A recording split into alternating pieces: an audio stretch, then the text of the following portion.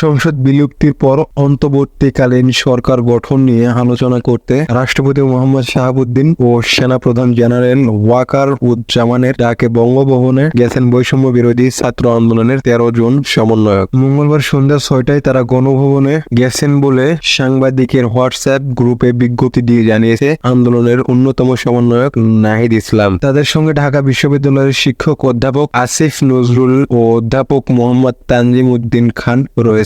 বিজ্ঞপ্তিতে বলা হয়, বর্তমান পরিস্থিতি ও অন্তর্বর্তীকালীন সরকারের রূপরেখা নিয়ে আলোচনার জন্য বৈষম্য বিরোধী ছাত্র আন্দোলনের পক্ষ থেকে 13 সদস্যের একটি টিম বঙ্গভবনে রাষ্ট্রপতি ও 3 বাহিনীর প্রধানের সঙ্গে সাক্ষাৎ করতে এসেছেন। আলোচনা শেষে সমন্বয়কদের পক্ষ থেকে বিস্তারিত জানানো হবে বলে বিজ্ঞপ্তিতে বলা হয়। এর আগে বৈষম্য বিরোধী ছাত্র আন্দোলন অন্তর্বর্তীকালীন সরকারের প্রধান হিসেবে শান্তিতে নোবেল বিজয়ী মোহাম্মদ ইউনূসের নাম প্রস্তাব করে। সোমবার শেষ রাতের দিকে অন্তর্বর্তীকালীন সরকারের প্রধান হিসেবে ডক্টর ইউনূসের নাম প্রস্তাব করে বৈষম্য বিরোধী ছাত্র আন্দোলনের সমন্বয়ক নাহিদ ইসলাম, যাদের আন্দোলনে বাংলাদেশে শেখ হাসিনার 15.5 বছরের সরকারের পতন ঘটে। এই প্রস্তাবে ডক্টর ইউনূস সম্মতিও দিয়েছেন।